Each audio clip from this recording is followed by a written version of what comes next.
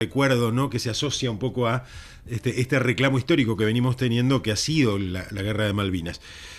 Y nos interpela todos los años, ¿no? Llega el 2 de abril y nos interpela, llega el 1 y ahora vamos a hablar un poquito de eso, el 1 de mayo y nuevamente, y el 14 de junio, y así después durante todo el año, que vamos siempre encontrando historias nuevas, ¿no?, que nos permiten ir enriqueciendo justamente este sentido de pertenencia con Malvinas, ¿no? Y hemos hecho varias cositas, hemos estado armando algunos textos incluso que entendemos que se van a estar proyectando en la vigilia, y bueno, y ahí nos acordamos de Armando, lo llamamos, y acá hago esta introducción porque es necesaria, porque lo vamos a hacer hoy, porque Armando tiene un montón de actividades previstas para el día 2 de abril, ¿no? Entonces no vamos a estar con la posibilidad de tenerlos con este tiempo y de hablar con un excombatiente que nos hace bien que haya elegido la comarca andina para radicarse. Hace unos años ya que muchos excombatientes han elegido esta zona, y para nosotros es un honor, es un orgullo, por supuesto, que estén por aquí, que elijan estos lugares. En el caso de Armando, entiendo que elegiste El Hoyo. Sí, ¿no? Para estar allí. El gran pueblo del Hoyo, sí. Bueno, ¿y cómo te trata? Bien. Siempre digo lo mismo, aunque pase el tiempo, yo no cambiaría el lugar. No cambiaría la comarca, en realidad. No El Hoyo en sí, toda la comarca. Claro. Me preguntan, sí, ¿pero por qué El Hoyo? Bueno, porque me permite estar cerca de todo. De Puerto Patriada, del Lago Puelo, de ver a todos los amigos, a la gente, a la sociedad en sí, incorporarte más fácil. Sí, no sé, pero no solo eso, sino que, de hecho, yo no conocía la cordillera, y la primera vez que vine a la cordillera, bueno, cuando vi la primera vez el río Aluminé, dije, algún día me voy a venir a vivir. Claro. Y fue así, va a ser 21 años que vine a vivir. Ajá. ¿A El Hoyo o a la Patagonia? Porque... A El Hoyo, porque en realidad ya había un terreno comprado. Ya hace unos años, que fue una oportunidad y se hizo. Entonces ya estaba ese espacio. O sea, vos ya te movías de Buenos Aires y tenías un lugar donde llegar, aunque sea con carpa. Pero, claro. Así que bueno, aparte... Bueno, hoy ya está bastante poblado, pero cuando vine la primera vez, la luz llegaba al hospital y a la telefónica, ¿no? Claro. Éramos menos. Bueno, ahora somos un montón, y cada vez vamos a ser seguramente más, porque estos lugares dan, además del paisaje, esa tranquilidad y esa posibilidad que decía Armando recién de poderse integrar una sociedad, tener amigos y, ¿no?, participar de actividades y demás. Bueno, Armando Schattner es excombatiente Malvina.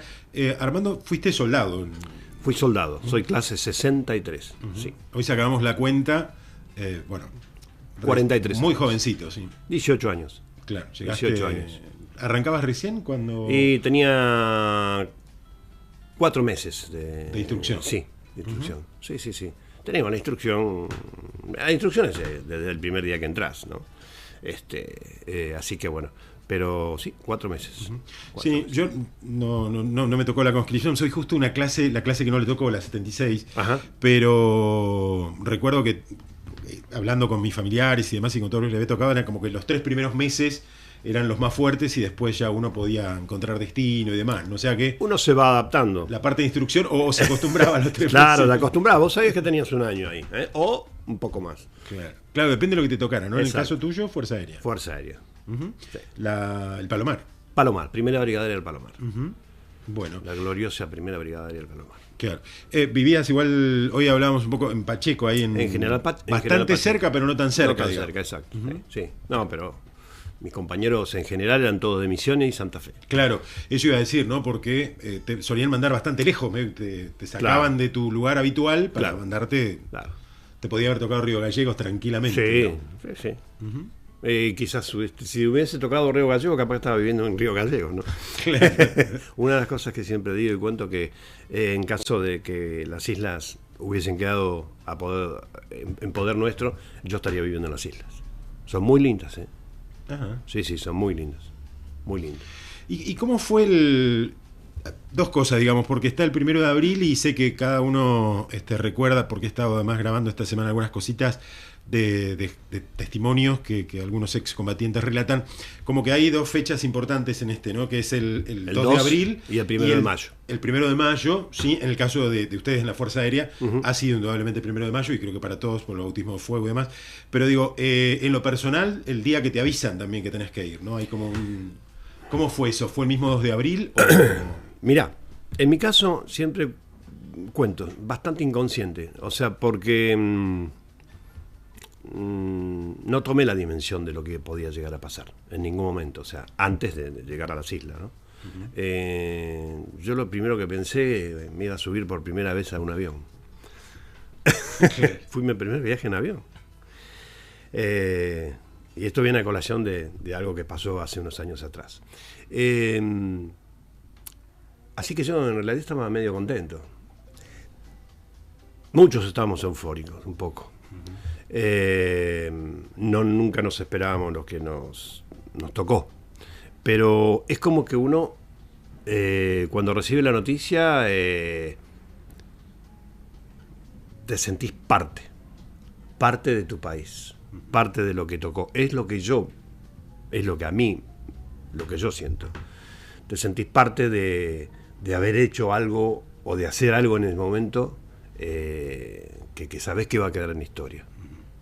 Eso te incentiva mucho, ¿sí? A ver, lo mismo que un cantante, sin darse cuenta, lo invitan a un recital, a Cosquín, qué sé yo. Claro. Entonces, el tipo sabe que de ahí es un salto. Y que llegó con mucho esfuerzo. De eso siempre lo tuve presente, ¿eh? Que estando, o sea, que lo que nos tocó era raro, era difícil, y que sabíamos que era muy importante. ¿Sí? Tuve la suerte de tener jefes, ¿sí?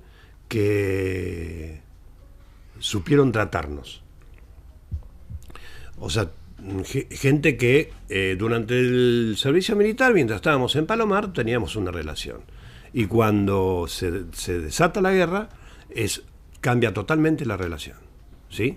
Bueno, ellos eran profesionales, nosotros éramos civiles haciendo el servicio militar. Y tuve la suerte de tener muy, muy buena gente, muy buenos oficiales y suboficiales al lado mío. ¿Sí? Donde vos sentías cierta protección, en cierta forma. Donde estaban pensando constantemente en uno, en el soldado. Por supuesto, mi historia no es la de todos, ¿eh?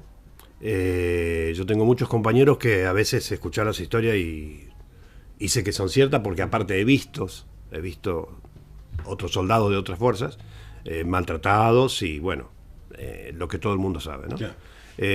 Bueno, eso a mí, gracias a Dios, no me pasó. Tuve con gente al lado que no tiene un valor. ¿Y cómo fue ese? ¿Cómo les avisan? Mirá, era un día. Nosotros estábamos un día. ¿Y cuándo vas, no? Claro. ¿Cuándo te avisan y cuándo vas? Nosotros estábamos haciendo el servicio militar, estábamos en el campo de instrucción, que es al costado de la pista de avión, y nosotros veíamos constantemente muchos movimientos, de Hércules cargando bombas, cargando municiones y entradas y salidas todos los días. Mucho no entendíamos. De hecho, hasta oficiales y suboficiales no tanto. Ellos más o menos, los oficiales sí tenían idea. Pero los suboficiales no todos tenían una idea. Que mirábamos raros, sí. Y una tarde ya ellos se enteran y a la nochecita nos reúnen en la cuadra y nos dicen: buenos soldados, a partir de hoy tenemos que estar todos juntos. Cambió la situación, la relación, ¿sí? Ahí se terminó todo lo que era el baile, viste, que te hacían saltar, en realidad eran todos ejercicios, pero bueno, cualquier cosa que pasaba era para hacerte el salto rana, bueno. Ahí que empezó a cambiar toda la relación, ¿no? Donde teníamos que estar todos juntos, que esto, que el otro, que íbamos a ir a cuidar un aeropuerto a custodiar un aeropuerto que todavía no estaba terminado. Esa fue la primer sensación. Nunca nos dijeron que íbamos a ir a Malvinas. El aeropuerto era el de Darwin. Tampoco lo sabíamos. ¿Sí? Nosotros pensamos que era un aeropuerto no terminado en Río Gallegos. Yeah. Nada. Una vez que llegamos a Comodoro Rivadavia, ahí estuvimos un día, una noche y un día. Bueno, a prepararse, a juntar las cosas y a subirse al avión. Y arrancó el avión. Y allá bajamos. Cuando bajé, ahí nos dimos cuenta que estábamos en Malvinas. Claro. Estábamos en Malvinas. Y sí quedamos en el aeropuerto, ¿sí? En lo que es la zona de Puerto Argentino, en todo el costado de la pista. Ahí estuvimos una noche y después nos dieron las posiciones, ¿no? Los lugares. Y eso, bueno, ahí cambió más la cosa, ¿no? Preparar las posiciones. O sea, tuvimos tiempo hasta el 1 de mayo. Para llegar a Malvinas hasta el 1 de mayo fue una cosa, del 1 de mayo en adelante fue otra. Claro. Y en el caso suyo lo asignan a comunicaciones. A comunicaciones. ¿Qué pasó? Una anécdota cortita. Digo esto porque comunicaciones se va a desparramar por toda la isla. Exactamente. Claro. No solo de la Fuerza Aérea, sino de Ejército y la Armada. Cada fuerza tenía su referente en diferentes en las comunicaciones, ¿no? En el caso mío, en Comodoro Rivadavia, nos entregan al capitán, le entregan un equipo de radio, Motorola, de cuatro equipos, de 4 handys, cristaleros se llaman, ¿no? Con una frecuencia fija. Los handys funcionaban, en la base no. Y tengo un amigo en Trelew que él sabía que yo había estudiado electrónica, ¿sí? He estudiado, yo jamás me recibí de técnico electrónico, ¿eh? Entonces le dice al capitán que yo sabía reparar eso. Yo no tenía la menor idea. O sea, sí, algo más o menos, pero... Una idea. La cuestión es que me mandan a repararlo, termino en un galpón. No es la situación, ¿no? Claro, sí. En lugares que uno no conocía, bastante rara la situación. Pero bueno, se estaban dando las cosas así. Termino en un galpón, desarmándolo con un cuchillo, abriendo, mirando, y había 4 cables de soldados, 2 o 3 pavadas. Los soldamos con un clavo caliente. Antes los equipos no son como ahora un televisor o de una computadora, que los puntos de soldadura son muy tenues. Eran unas gotas de estaño. Así que con eso lo pude derretir, con el mismo estaño quedó el cable soldado y un par de pavadas más. La cuestión que lo vamos y lo probamos y sale andando. Yo ya era... claro, el especialista. Y en Malvinas me pasa algo parecido con un grupo electrógeno que nos dan, llegó del continente, y nos me mandan a buscarlo, y bueno, cuando lo ponemos en marcha, arrancaba pero no daba luz. Otra vez, arríglelo. Bueno, otra pavada más. Cuando desarmo, el cable del borne estaba suelto. Atrás. Lo pusimos ahí, pum. Así que ya era... Bueno, llega antes del 1 de mayo, 26, 25, creo que no. Sí.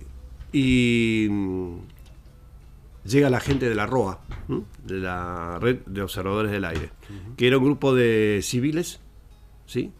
Y militares, ¿sí? Suboficiales y oficiales, que... hacían prácticas hacía muchos años atrás en Córdoba, donde hacían todo este sistema de la ROA. Así que bueno, llegaron a la isla y empezaron a distribuirlos en distintos puntos. Y el mayor Cajiara, me acuerdo, japonés, argentino, pero japonés. Sí. Un señor a los civiles les dijo que estaba todo bien hasta ese momento, pero con un soldado. Bueno, ahí me incorporan a mí a comunicaciones. A mí y a 8 compañeros más. 9 éramos, creo, sí. Y ahí pasé a comunicaciones. Ahí me sacan a mí de mi grupo y termino en distintas partes de las islas. O sea, ya después de ahí me desconecto de mi gente. Y empiezo a estar con la gente de la Roa. Experiencia única. O sea, la calidad de gente, la buena voluntad y predisposición de todos era otra cosa. No era lo mismo que estar en la posición, ¿sí? En la posición de combate. Claro. Es totalmente diferente. ¿Y el primero? El 1 de mayo... Pregunto esto, por ahí no estabas en Puerto Argentino, no estaba en Puerto Argentino, pero en el caso suyo era de la fuerza que... Claro, el 1 de mayo yo no estaba ya en Puerto Argentino, me habían derivado al MAI 2, un puesto que está a unos 18, 20 kilómetros del otro lado de la isla, ¿sí? Donde de esa posición veíamos los barcos ya ubicaditos y pasábamos todos los datos por radio, ¿no? Están acá, hasta que bueno, empezó el bautismo de fuego, porque nos empezaron a tirar y entraron los aviones de la Fuerza Aérea y hicieron toda parte de lo que les tocaba hacer. Eso fue el 1 de mayo. Ahí vi... El 1 de mayo atacaron Puerto Argentino, en realidad. ¿Sí? Todo el bombardeo se fue prácticamente sobre la pista. Sobre la pista, claro. Que no pegó una, gracias a Dios, pero bueno, todo de costado. Y yo sabía que estaban mis compañeros ahí. Claro, por eso preguntaba, porque era de una fuerza que está bastante concentrada en Puerto Argentino, el 1 de mayo. Sí. De todas maneras, las aeronaves no estaban en Puerto Argentino, ¿sí? Acordate, estaban en Río Gallegos, allá en Santa Cruz, salían de diferentes lugares, pero no directamente de Puerto Argentino. En Puerto Argentino había algún que otro Pucará, los helicópteros, los Chinú, y no en el aeropuerto. Estaban en otros lugares. Claro. Los Chinú, por ejemplo, atrás del hospital, o cerca del hospital, ya medio no me acuerdo ahí, pero ahí a los alrededores había un campo muy grande y ahí aterrizaban. Claro, porque a veces uno piensa, la Fuerza Aérea mueve, no solo movió los A4 y demás que uno por ahí... Fuerza Aérea y la Armada. Claro, la Armada también, sino que pensaba hoy, porque iba a preguntarte, no hacía tampoco, ¿no? Pero Hércules, los Fokker incluso. Sí, los F-28. Y después otro tipo de aeronaves, fue un gran despliegue de la Fuerza Aérea, no es solo el avión de combate que por ahí uno... Claro, es la imagen. No, la imagen sobre el estrecho, claro. Haciendo las del 2 de abril al 1 de mayo vos veías, unos días antes del 1 de mayo, entraban y salían aviones, inclusive hasta de Aerolíneas Argentinas, trayendo gente. Claro. Ha sido un gran movimiento y un gran despliegue de la Fuerza Aérea, digamos, ¿no? Para no limitarlo solo, digamos, al tema de los aviones, que por supuesto es más que meritorio y que cada vez que lo vemos nos emocionamos y demás. De la Fuerza Aérea, la única compañía completa, porque después hubo diferentes soldados de la Fuerza, de otras fuerzas, de otras brigadas, la única compañía completa fue la Compañía de Defensa de la Primera Brigada Aérea del Palomar. Completa. 110 soldados, creo que éramos más o menos. 110 más o menos. De los cuales uno solo falleció, García Guillermo. El 1 de mayo falleció. En el bombardeo al aeropuerto. Y después de, bueno, ¿en algún momento volvés a Puerto Argentino o siempre no, volví, rotando? Sí. Estuve rotando y en un momento estuve en Puerto Argentino, sí. No a las bases, no en las posiciones, sino en la central de la ROA. Claro. ¿Sí? Que era siempre una casa, en comunicaciones, claro. Siempre en comunicaciones. Que era una casa. Hay una que se sabe ver en los videos en televisión. Hay una casa que muestran a veces en los videos que en la cumbrera, ¿sí? Tiene un cuetazo, está como una flor. Ahí era la central, digamos, de radio del parque de antenas de los Kelper. ¿Sí? Eso es como fuese Radio Nacional, digamos. Claro. ¿Se entiende? Ahí, bueno, en ese lugar estaban la gente de la ROA, en un cuarto, en un estudio así chiquito, con unos muebles y los equipos de radio. ¿Sí? Equipos de radios civiles, ¿no? O sea, te quiero decir, había equipos Yaesu, Kenwood, ICOM, no eran equipos, los verdes, militares. ¿Sí? Claro. Ya eran equipos modernos, que inclusive eran equipos propios de los suboficiales y oficiales, que eran radioaficionados. Mira. Claro, de los civiles que fueron son todos radioaficionados. ¿Se entiende? Por eso hacían las prácticas con ellos, de comunicaciones. Claro. ¿Se entiende? Entonces había todo un código armado, ya aceitado, que ellos lo entendían muy bien. ¿Se entiende? Claro. Números, letras cambiadas. Entiendo. Claro, y además para que no pensemos por ahí que hemos visto muchas películas también de Vietnam y demás, no era ese tipo de radio. Claro, no. Grandotas o las No, otras, no. Sino que eran herramientas más modernas. Exactamente, sí, sí. Bastante más moderna. También existían los equipos esos que tenía el ejército. Debe haber habido. Es más, hay... Las aeronaves deben haberlos tenido también. Sí, capaz, seguro. Te digo más, hay en partes del campo de combate donde las comunicaciones había hasta los teléfonos con magneto. Se llamaban de posición en posición con la línea tirada por la tierra. Ah, mira. Sí, también existió eso. Sí. Bueno, y después del 1 de mayo decíamos en esa rotación que hacían en materia de comunicación y demás, y hasta el 14 de junio. En algunos casos sé que, bueno, algunos pudieron volver antes, la gran mayoría termina el 14, esperan unos días y por distintos medios son trasladados al territorio. Al territorio, sí. No necesariamente a sus bases, algunos van a Bahía, luego depende en qué hayan venido. Y después... El tema era salir de la isla, que lleguen al continente y después de ahí cada uno, cada lugar donde te quedaste te derivaban. Hubo gente que llegó a Uruguay. Después de Uruguay lo trasladaron a Buenos Aires. Ajá. Bueno, esto porque justo en unos testimonios que estaba repasando esta semana veo que hubo gente que la llevaron a Bahía, ponele, y su base era Río Gallegos. Si uno piensa... hasta Bahía para después llevarlo y darle la baja, digamos, un par de días después, esa persona tuvo que volverse como pudo, digamos, hacia el norte y demás. Bueno, fue bastante complicado y conflictivo y la vuelta, ¿no? Después al territorio. ¿Y en su caso? Mirá, cuando se firma la rendición, yo estaba en comunicaciones, yo ya sabía que estábamos rendidos. Ahí empieza el tema. ¿Por qué fueron los días más difíciles en la isla? Nosotros la base la tenemos que desarmar, o sea, desarmamos todos y nos mandan al centro, a la escuela. Hay una escuela muy grande, y ahí tuvimos que replegar.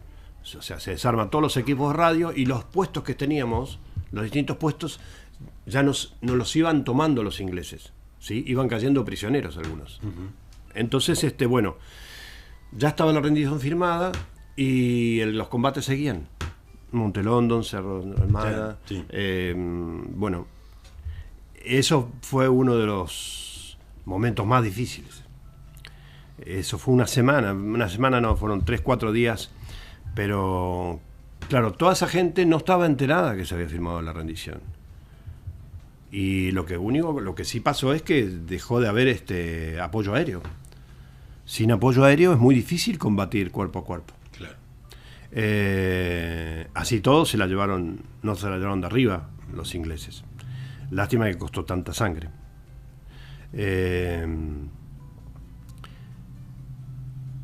Entonces, nosotros estábamos en Puerto Argentino, ya con la ROA totalmente desmantelada, porque nos habían tomado los puestos, o sea, no había más nada que hacer en la isla. La rendición estaba firmada y iba a entrar el último Hércules a la noche. Así que en ese avión el mayor Cajiara nos dijo: los que quieren irse al continente se pueden volver. Yo ya sabía dónde estaban los ingleses y cómo venía la mano. No quería saber nada, prefería caer preso porque nos iban a tirar con todo. Así fue. La cuestión es que los acompañé en el jeep hasta el aeropuerto, y se esperó el avión, llegó el Hércules en el medio de cuetazos, claro, y tiroteos y todo eso. Aterriza y bueno, empezaron a cargar a la gente que estaba en el hospital internada, gente herida, bueno, el caso nuestro, la ROA que estaba desmantelada. Y bueno, yo me quedo ahí Y un compañero, cuando estábamos cargando el Hércules, me agarra así del cinto, a todo oscura, ¿no? El cinto del coso, y me sube arriba del avión también. Escortio Guillermo, de Buenos Aires. Bueno, así que así subí y así me vine. Salimos de Puerto Argentino y bueno, nos tiraron con todo. Esos nos dijeron, porque nosotros no sabemos nada. O sea, nos dijeron después. Es más, en Comodoro Rivadavia no nos esperaban. Claro. A la hora y media de vuelo, que iba rasante, porque iba, inclusive uno de los mecánicos del avión, de a bordo, iba con una puerta abierta de costado, con los auriculares, hablando con los pilotos. Que el avión iba a 2 metros del mar. Así que a la hora y pico de vuelo, sentimos que el avión se levanta. El mecánico cierra esa puertita, una puerta chica, casi en la cola está. Cierra y se enciende una luz adentro del avión, ¿no? Obviamente nosotros, todo el mundo se levantó y saltaban todo, y se asoma uno del copiloto, no sé quién era. El Hércules tiene la cabina arriba y es como un edificio en realidad, tiene como un balconcito. Cuando vos subís por acá, ahí está en la cabina, ahí están los pilotos, sale el tipo y dice: calma, si no, nos vamos a tirar nosotros el avión. El avión hacía así. Bueno, una alegría. Salimos de ahí, llegamos a Comodoro. Cuando llegamos a Comodoro Rivadavia, no nos esperaba nadie, porque no pensaban que el avión iba a pasar el fuego. Exacto. Y bueno, ahí llegamos. Fue muy raro todo, y porque los de los hospitales, a la gente que estaba herida y eso, bueno, se lo llevaron, vino una ambulancia, y claro, después que éramos, no sé, un grupito de 5 o 6 de la ROA. Los oficiales y suboficiales van al casino, ¿sí? Y los soldados íbamos a lo que era un gimnasio enorme que estaba lleno de camas. Así que bueno, nos llevaron a comer. Mira, ese día ni en Malvinas comí tan mal como ese día. Ese arroz con salchicha, y vieron que hay un cuento que dice que vos en la colimba agarraba la comida, la daba vuelta y no se caía. Bueno, ese arroz con salchicha era eso. Horrible. Bueno, comimos ese arroz con salchicha y fuimos a dormir. Y al otro día salió un F-28 para Palomar. Así que nos vienen a avisar. Soldados, dice, hay un F-28 que sale, dice, en 1 hora. Prepárense. ¿Y a dónde van, suboficial? A Palomar se va. Bueno, nos presentamos en la pista y estaba el F-28 ya en marcha, ¿no? Y a subir. ¿Qué pasa? El F-28 no tenía asientos, porque se usaba para movilizar peltrechos, como le dicen. Claro. Sí. No sabe lo que fue el viaje ese, porque en realidad es un caño de plástico, ¿eh? Claro. Así que sin asiento, en la parte redonda, agarrado ahí. Esas son anécdotas lindas para recordar. Y terminamos todo en la cola del avión. Claro, se movía a medida que... Porque además es a reacción el F-28. Claro, sí, una turbina. Claro, el F-27 tiene hélices, pero el F-28 ya viene con turbina, claro. Sí. Y cómo... Hay 2 cosas que me interesan. Una es, leyendo a soldados del ejército, sí, que estaban muy cerca de Puerto Argentino, el 13 de junio, sí, tenían previsto movilizarse hacia Puerto Argentino, había que defenderlo porque se veía que se desembarcaba por ahí. Sí. Nadie avisa, digamos, y se enteran recién el 14, también en horas de la tarde, porque la rendición es a la mañana, de que se habían rendido. Entonces, ¿pudiste hablar alguna vez digamos, como para tener estas dos miradas, sabiendo que estoy en Puerto Argentino, van a ingresar, y los otros que iban a defender y que nunca la avisan, digamos? ¿Te has encontrado con soldados que Sí. De hecho, acá en la comarca hay gente que está en combate, que estuvo en combate, pero y te cuentan, y yo los escucho cuando vamos a las escuelas que nos llaman, y es terrible. Es tremendo. Las cosas que han pasado son muy duras. Tenés a Eudes, ahí en el Pedregoso, a Raúl Arena. Tenés al Bicho Campillay, José Luis. Gente que estuvo en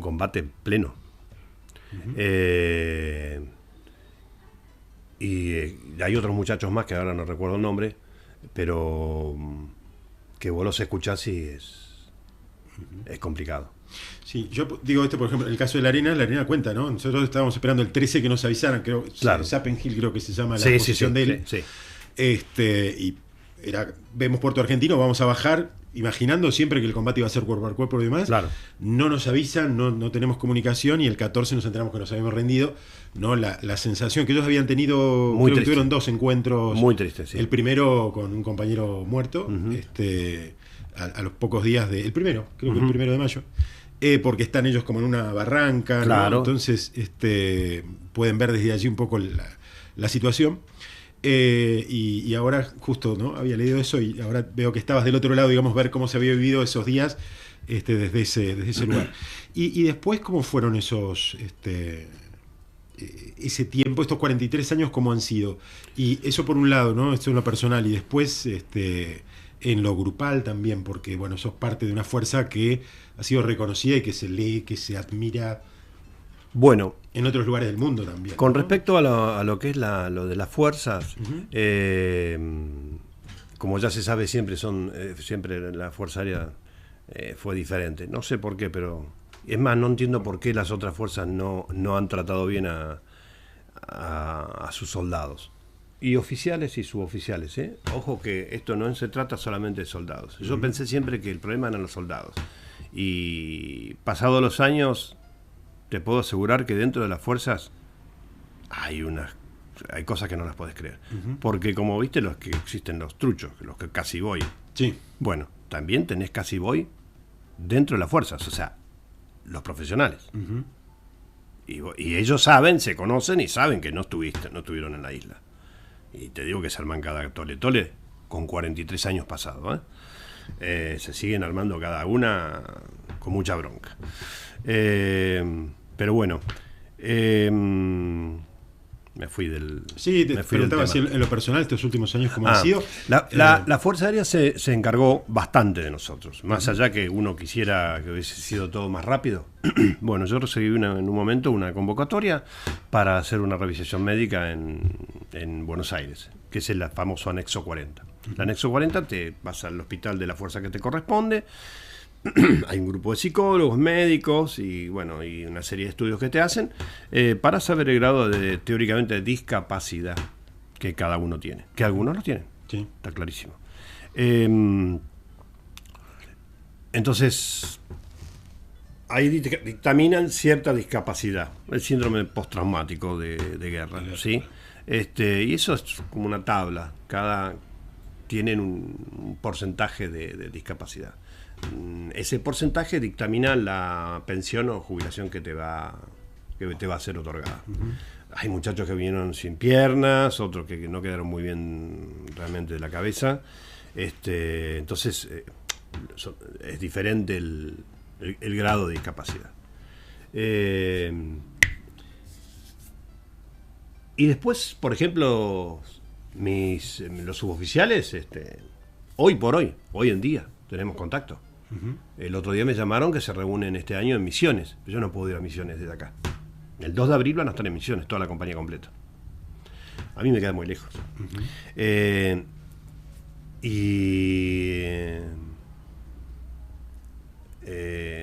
Yo, bueno, decidí ir a Córdoba porque me lo debo. Quizás en otro momento hubiese podido ir a Misiones, iré. Pero no. Pero ya durante estos 43 años, los primeros 9 años y medio, 10 años, no tuvimos ningún apoyo de nada. De nada. Ese es el famoso reconocimiento histórico que habrás escuchado, que se reclama. Claro.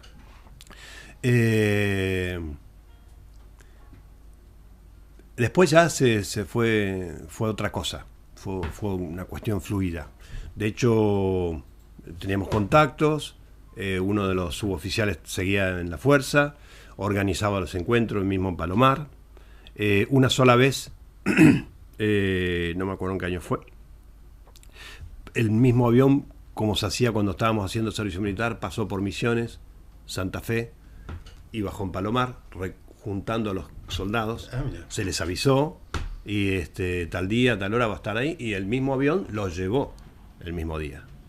¿Sí? A las 6 de la mañana estaban en Misiones, llegaron antes del mediodía a Palomar, se hizo la comida, se hizo toda la reunión, estuvo muy lindo, y a las 6 de la tarde voló de vuelta a Misiones. Una sola vez se hizo. Después no dieron más autorización. Ningún gobierno.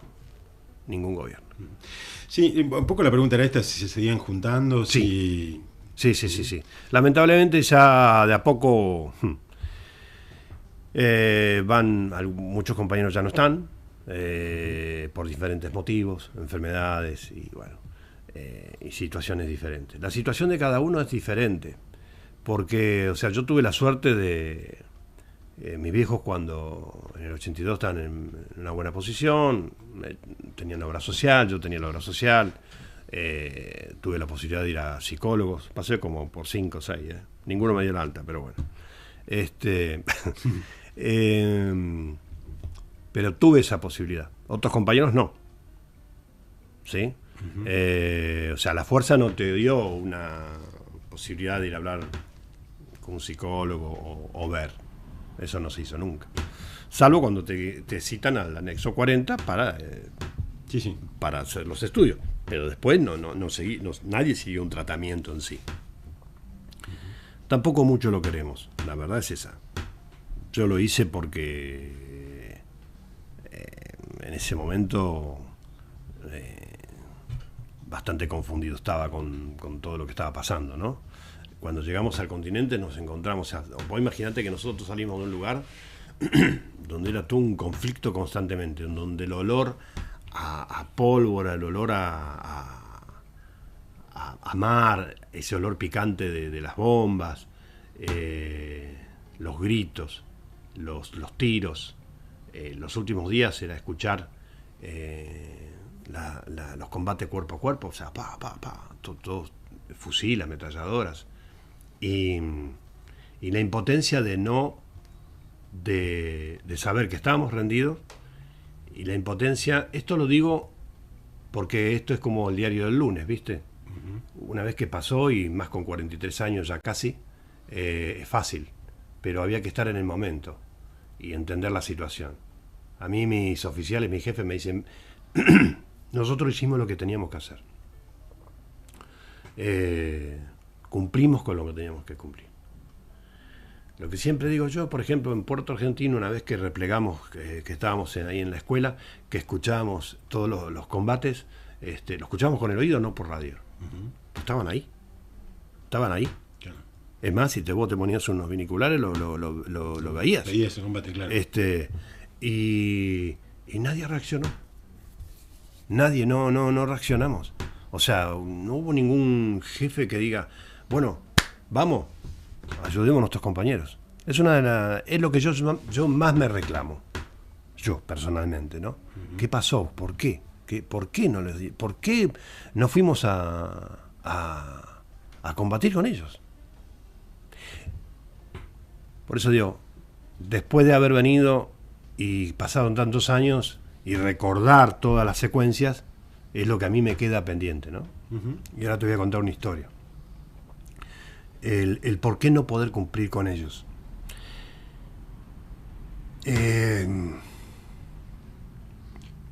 Ahora, no está mal la frase, igual tu función era otra, digamos, ¿no? Exactamente, sí. Tu función era esta, digamos. Sí, alguien tiene que hacer esto. Pero todos teníamos, está bien, pero todos teníamos fusil cargado. Todos teníamos fusil cargado. Y estaban matando a nuestros compañeros.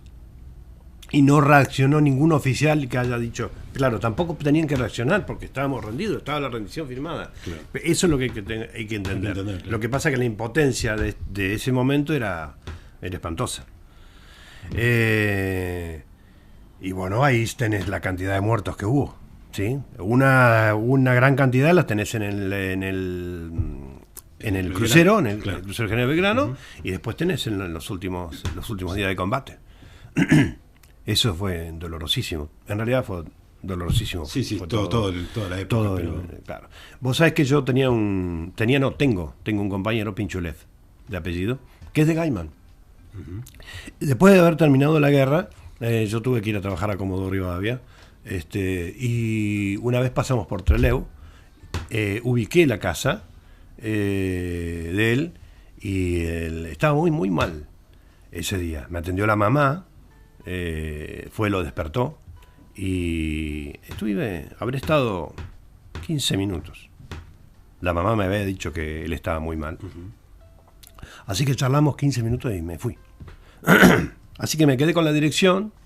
Me acuerdo que le envié una carta, que ya me había olvidado, yo que había enviado esa carta. Lo que no me acuerdo es si tuve respuesta o no de esa carta. Él me dice que escribió. Y hace 5 años atrás viene una persona a casa y a preguntar si yo vivía ahí.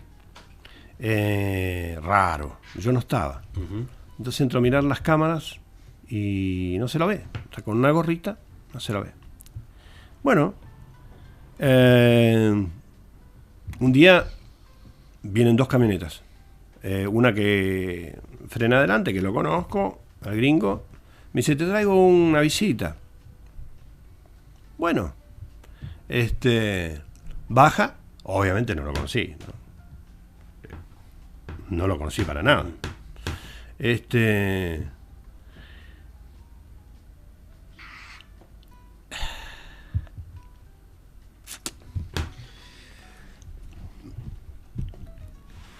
Perdón.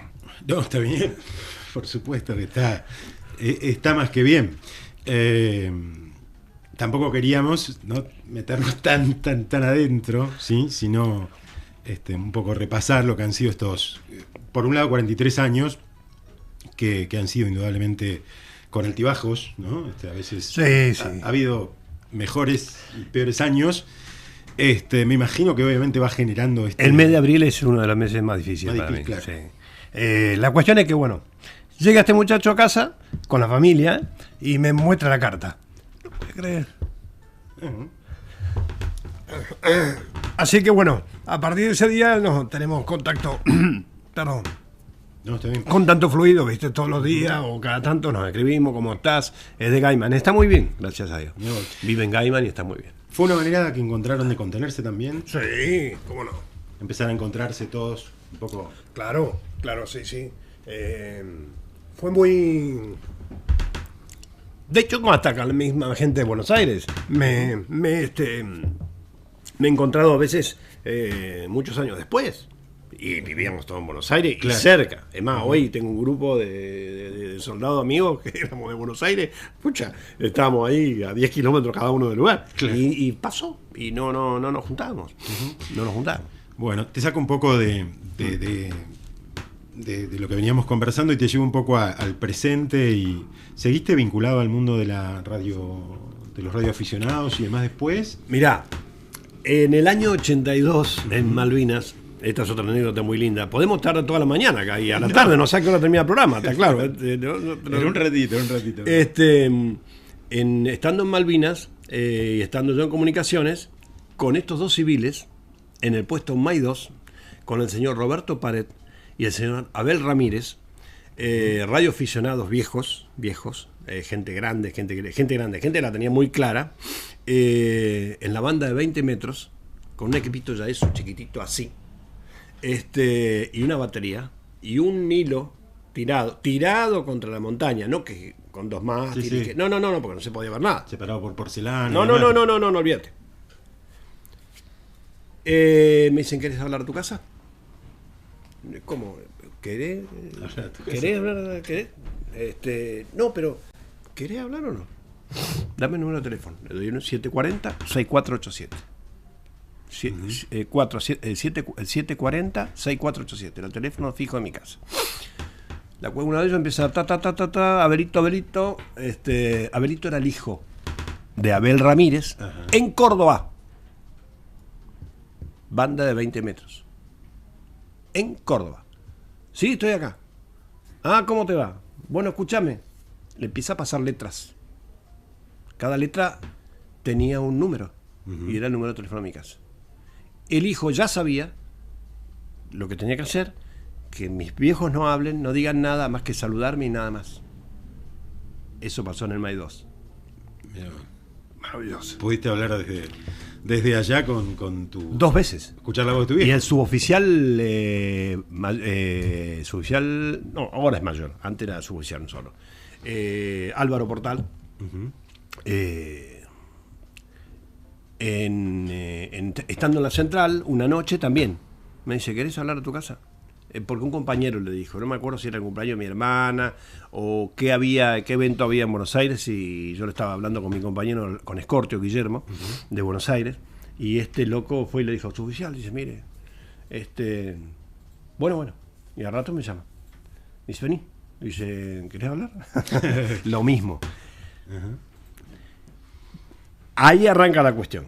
¿Cómo puedo estar hablando yo por teléfono, por radio, por teléfono? Hay una aplicación que se llama Fonpatch, que ya caducó, hay cosas más modernas, que convierte la señal de radio al teléfono. Entonces podían hablar por teléfono y yo por radio de donde esté. Bueno, de hecho tengo uno en casa, lo tengo ahí. Cuando leí Fonpatch lo agarré y dije, esto queda acá, esto es maravilloso. No sé ni cómo funciona, te lo aclaro, pero está ahí. Y en el 84 hice el curso de radioaficionado. Y ahí me empecé a meter en la radioafición. Y soy radioaficionado desde el 84. No tengo mi estación en casa, participo en el Radio Club de acá de Lago Puelo. Ahí estamos trabajando siempre. Y se dictan los cursos también de radioaficionado. Y bueno, es algo que a mí me apasiona. Colaboramos en todo lo que podemos. A ese señor de barba lo conozco, Gastón. Participamos en el incendio de Mallinogado, sí, en comunicaciones. También colaboramos en el incendio del Pedregoso. O sea, este año, lamentablemente, dentro de porque sí, dentro de claro, todo lo negativo, se pudieron hacer cosas. La suerte como aficionados de participar y colaborar en las comunicaciones entre los brigadistas y bomberos y gente que, claro, por la zona donde vivimos, ¿viste? Los que están en la línea de fuego adelante están con handy, no van a estar con una base. Entonces, bueno, nosotros tenemos un lugar, es en el C23, o sea sí, ahí en la escuela allá en Mallín. Sí, C23. Sí. C23. Y bueno, de ahí podíamos comunicar a Jano, que era el jefe en ese momento, con los diferentes lugares donde cuando ellos no se podían comunicar entre sí. Claro. ¿Se entiende? Haciendo puentes. Haciendo puente cuando ellos no se escuchaban entre sí. Nada más. No hay que intervenir para nada en las conversaciones. Así que bueno, esa fue una función muy linda. A mí me llamaba mucho la atención cómo en épocas tan tecnológicas, porque probablemente sea la época donde mayor posibilidades de comunicar no tenemos a través de los teléfonos de distintas frecuencias y demás, sí. Los radioaficionados hayan crecido tanto en los últimos años. Yo creo que tiene que ver un poco también con darse cuenta de que el día que se cae la red, por ejemplo, te quedas sin comunicación. Hay un silencio que no... Te quedas sin comunicación. Y la comunicación es una de las cuestiones más importantes. Claro.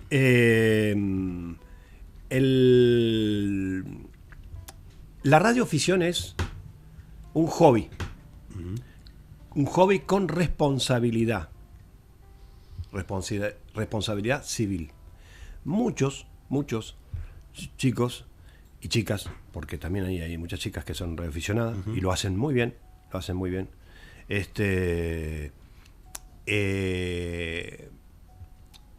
piensan que es un teléfono, o sea, que me tengo un handy y después lo uso. No podés usarlo como porque vos sos radioaficionado y querés hablar a tu casa con tu esposa o un hijo. No, en todo caso deberían ser los dos radioaficionados. Claro. ¿Se entiende? Hay una licencia que te avala para hacer determinadas cosas. Porque dentro de la radioafición vos tenés las distintas categorías. O sea, yo, por ejemplo, soy novicio. Y seré novicio siempre, porque realmente yo sé que hay algunos radioaficionados que van a estar escuchando y me van a decir que no es así. Yo les digo que sí. Hay que saber inglés. Y Armando, el inglés no lo quiere, no lo quiso, ni lo querrá nunca.